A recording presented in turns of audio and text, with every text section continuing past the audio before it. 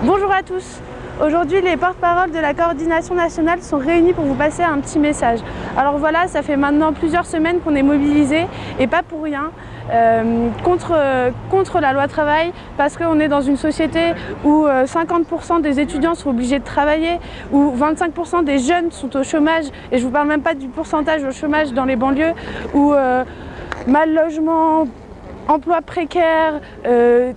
renoncement à des soins sont en fait le quotidien non seulement des jeunes mais d'une grande partie de la population, que les Français sont aujourd'hui considérés comme des variables d'ajustement pour des actionnaires qui sont prêts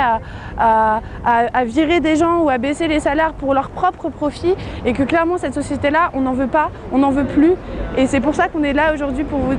diffuser ce petit message. Le 26 avril, je pense que c'est une journée un peu particulière et qu'on peut le signifier, et que c'est pour ça qu'on est ici aujourd'hui. C'est déjà pour saluer la détermination et la combativité des cheminots qui se mobilisent contre le décret socle et qui sont aujourd'hui en grève. Et notamment, nous, le truc qu'on aimerait construire et ce dont on discute en ce moment, c'est de comment on s'organise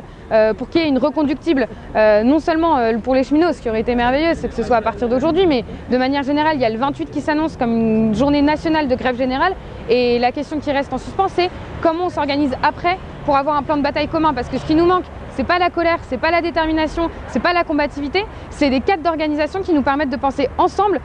comment on fait pour avoir une grève générale reconductible qui nous mène jusqu'au retrait et au-delà.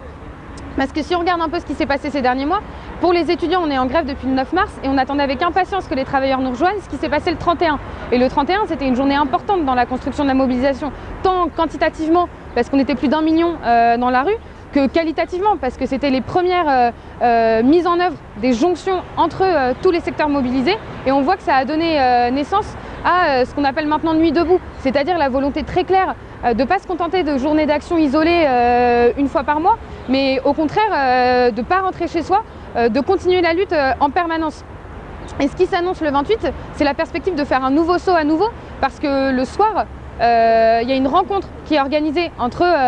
les secteurs mobilisés. Il y aura des cheminots, il y aura des postiers, il y aura des hospitaliers, des intermittents, des étudiants, des lycéens qui se retrouvent à République pour discuter de comment on prépare la rentrée, de comment on continue et de comment on met la grève générale. Parce que par exemple, il y a un secteur qu'on ne peut pas ignorer, qui est celui des intermittents, qui appelle d'ores et déjà à la reconductible et qui occupe le théâtre de l'Odéon depuis 2 jours maintenant. Et ça, c'est un symbole très fort, si on regarde même l'histoire un peu des mouvements sociaux et ce qui s'est passé en 68, c'est un symbole très fort de l'unité entre les travailleurs et les étudiants, et on sait que c'est ça la force de frappe qui fait peur au gouvernement et qui le fera plier. Donc maintenant, l'enjeu, c'est de savoir, de réussir à collectivement penser ensemble, à taper au même moment, au même endroit.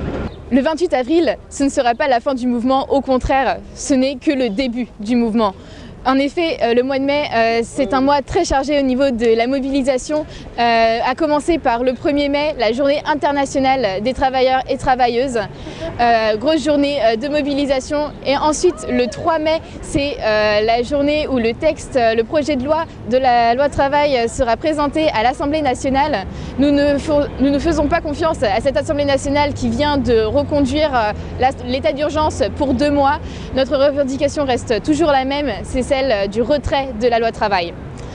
Et ce mois de mai, c'est aussi le mois des procès des manifestantes qui se sont fait interpeller durant les dernières manifestations. Nous montrons tout notre soutien à ces manifestants et manifestantes qui passeront devant le tribunal ce mois de mai.